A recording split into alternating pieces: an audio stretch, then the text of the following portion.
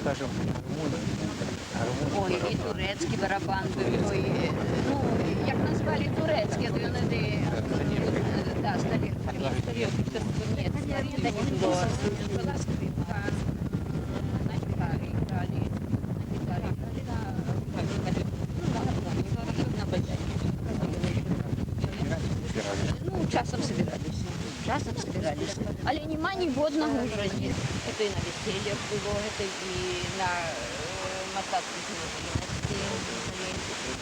І пісні співали, танцюючи, співали. Таких є ще много, але ж я не пам'ятаю, вже страдання танцювали. Так, вот лишний раз, потом скрутилися, підкріпівка обов'язково, гармоніст, ага, по скрипівці, і гармоніст грав і співав.